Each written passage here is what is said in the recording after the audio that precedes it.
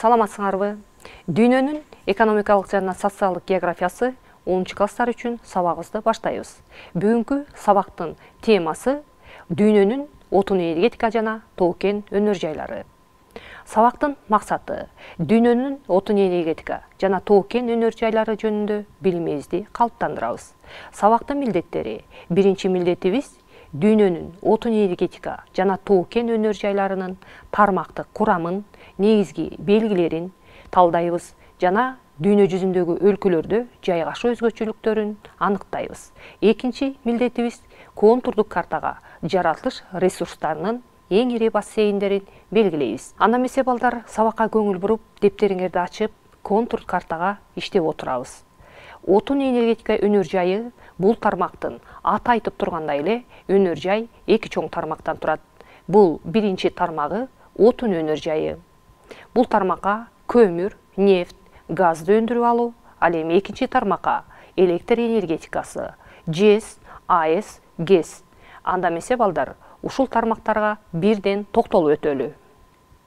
Нефть өнөр жайы. Отун өнөр жайынын ичинен нефть өнөр жайы өзгөчө мааниге ээ. Дүйнөдө нефть газ бассейндеринин 600-ü табылган. Анын ичинен 450-сү казыланат. Нефть чыккан жерлердин жалпы саны 50 миңден ашат. Картага көңүл бурабыз балдар. Азыркы мезгилде нефть 90дон ашык өлкөдөн өндүрүлүп алынат. Жылына 3,9 миллиард тонна өндүрүлөт. 40% нефть ОПЕК'тин мүчөлөрүнө таандык. Нефтинин запасы топтолгон негизги ири бассейндер. Анда эмесе балдар, контурдук картага белгилейбиз. Перс булуңу, Батыш Сибирь, Волга бою, Мексика булуңу. Перс булуңунун жээгинде дүйнөдө табылган нефтинин 3/2 бөлүгү, казылып алынган нефтинин 3/1 бөлүгү туура келет. Бул аймак дүйнөдөгү нефть өндүрүүчү негизги регион. Мындан сырткары Латын жана Түндүк Америка, картага көңүл бурабыз балдар, КМШ, Африка, чет өлкөлүк Европа, Австралия жана Океанияда өндүрүлөт. Анда эмесе балдар, нефть өндүрүү боюнча диаграммага көңүл бурабыз. Карайбыз, бүткүл дүйнө жүзү 3900 миллион тонна өндүрөт. КМШ өлкөлөрү 575 миллион тонна өндүрөт. Чет өлкөлүк Европа 265 миллион тонна өндүрсө, чет өлкөлүк Азия 1500 миллион тонна өндүрүп жатат. Мына балдар, ушул жерден диаграммадан карасак, чет өлкөлүк Азия алдыңкы орунда туруп атат. Африка 467 миллион тонна өндүрөт, Түндүк Америка 480 миллион тонна. Латын Америкасы 520 миллион тонна өндүрүп жатса, ал эми Австралия 35 миллион тонна өндүрүп атышат.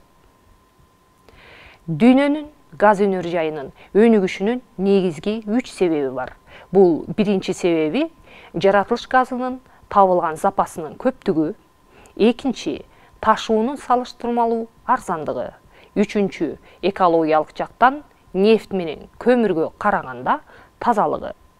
Мына ошондуктан дүйнөдө газды өндүрүү 20-кылымдын экинчи жарымында 14 эсеге өсүп, 2,7 триллион метр куб көлөмгө жетти. Картага карайбыз балдар. Жаратылыш газы түндүк өлкөлөрдө, Америка Кошмо Штаты белгилеп отурабыз контурдук картага, Канада, чет өлкөлүк Европа жана КМШда өндүрүлөт. Түштүк өлкөлөрдө түштүк чыгыш жана түштүк батыш Азия, Түндүк Африка жана Латын Америка өлкөлөрү өндүрөт. Анда эмесе балдар, диаграммага көңүл буралы.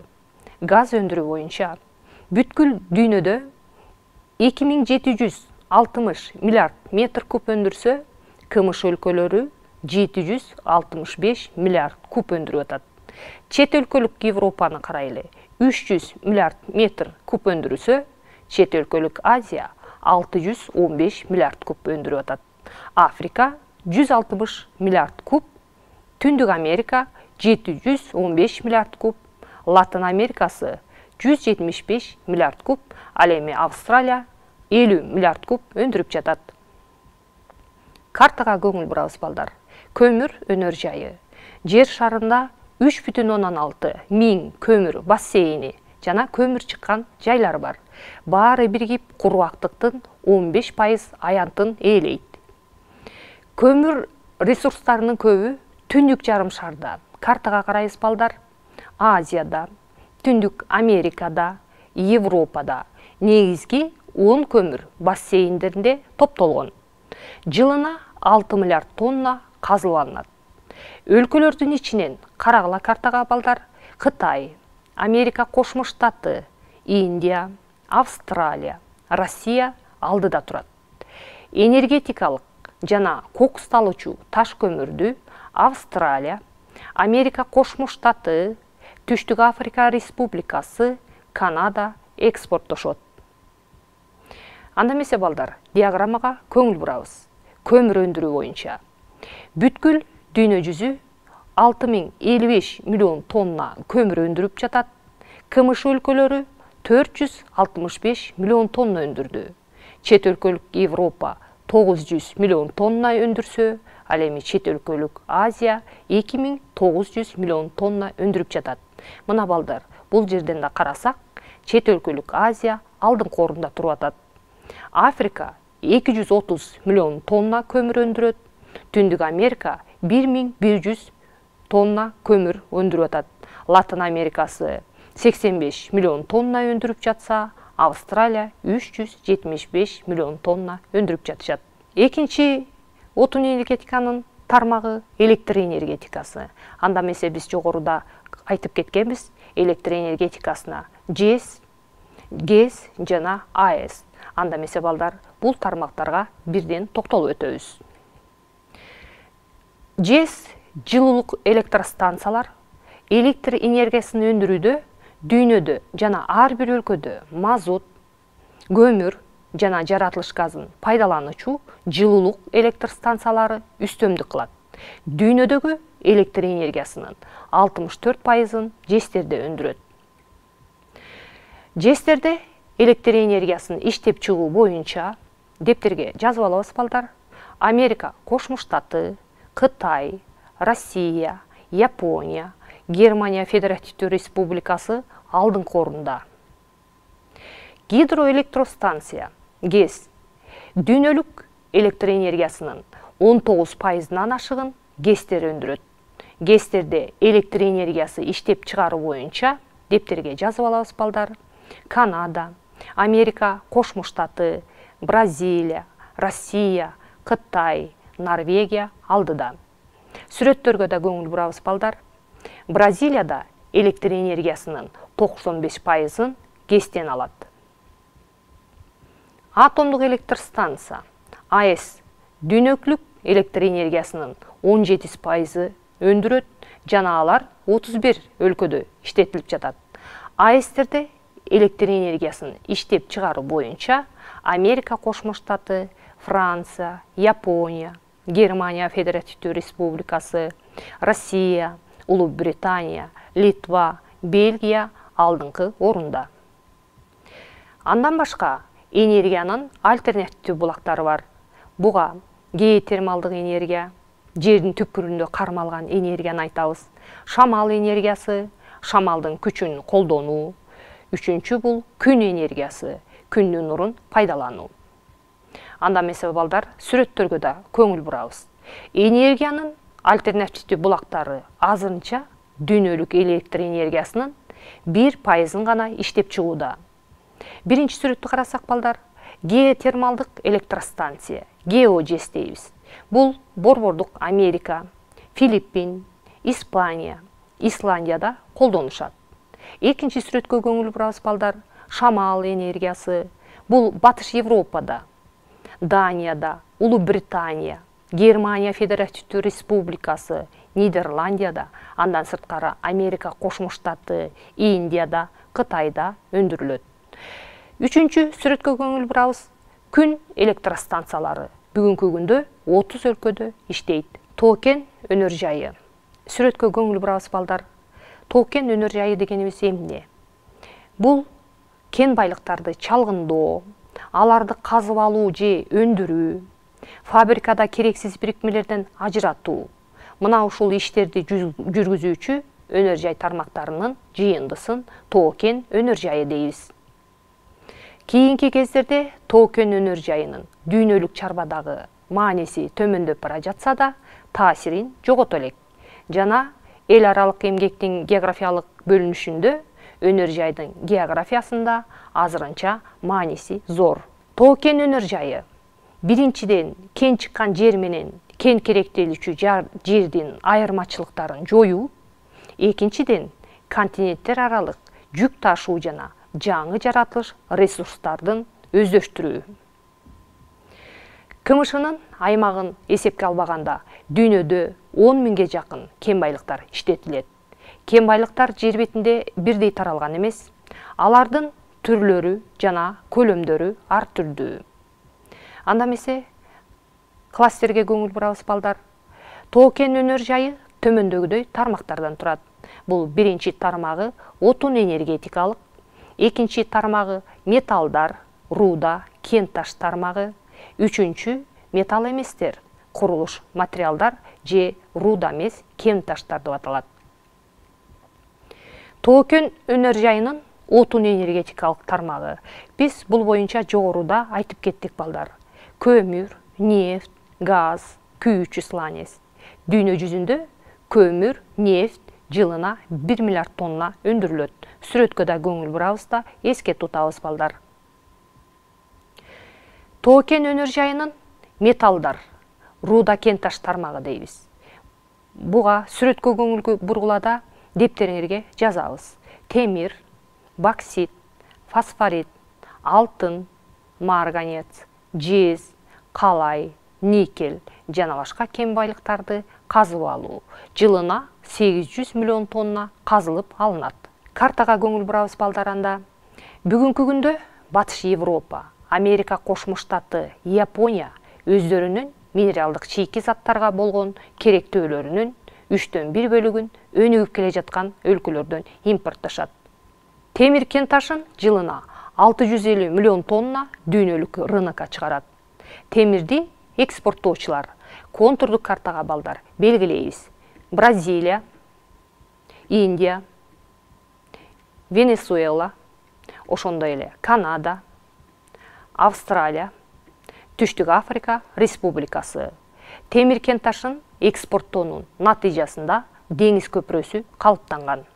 Тоо-кен өнөр жайынын металл эместер, курулуш материалдар же руда эмес кен байлыктар тармагы дептерге жазып отурабыз балдар.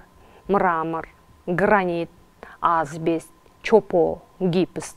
Мына бул тоо-кен тармагынын металл эместер тармагына кирүүчү кен байлыктар. Эмгектин эл аралык географиялык бөлүнүшүндө дүйнөлүк чарбада кен байлыгы боюнча 8 улуу өлкө калыптанган. Анда эмесе балдар, ушул 8 улуу өлкөнү контурдук картага белгилейбиз. Экономикасы жакшы өнүккөн өлкөлөрдөн Америка Кошмо Штаты, Канада, Австралия, Түштүк Африка Республикасы. Өнүгүп келе жаткан өлкөлөрдөн Бразилия, Индия. Өткөл экономикалуу өлкөлөрдөн Кытай, Россия. Ошондой эле Украина, Казакстан, Мексика аларга жакындап калды. Үчүнчү эшелонду кен байлыктын бир түрү менен белгилүү болгон өлкөлөр түзөт. Буга Чили, Перу, Замбия жез өндүрүп алуу өнөр жайы, Малайзия калай өндүрүү, Гвинея, Ямайка боксит өндүрүү, Марокко фосфорит боюнча белгилүү. Буларды да контурдук картага түшүрүп алабыз. Металлургия. Металлургия кен таштан металлды бөлүп алуу өнөр жайы. Металлургия экиге тармакка бөлүнөт. Кара металлургия, түстүү металлургия. Кара металлургия темир кен ташынан болот, чоюн, прокатты өндүрүп алуу. Ал эми түстүү металлургия жез, боксит, калай, фосфорит, алюминий жана башка түстүү металлдарды өндүрүү. Анда эмесе балдар, бул тармактарга токтолуп өтөбүз. Кара металлургия азыркы кезде техникада темирдин куймалары өтө кеңири колдонулат. Машина курууда алардын үлүшү 90%дан ашыгыраагы туура келет. Темир кенташын домна мештеринде кокусталган көмүр менен балкытып, эритип, чоюнду бөлүп алышат, андан болотту алышат да прокат жасашат. 21-кылымдын башында болот эритүү боюнча 1300 миллион тоннага жеткен. Мындай төмөндөөнүн себеби биринчи кезекте металлды үнөмдөөнүн негизинде, экинчи айлана чөйрөнү коргоо иштери менен байланышкан. Анда эмесе балдар, картага көңүл бурабыз. Дүйнөдө болот эритүү боюнча чет өлкөлүк Азия алдыңкы орунда турат. Картага белгилеп алабыз балдар, контурдук картага: Кытай, Япония, Индия, Корея.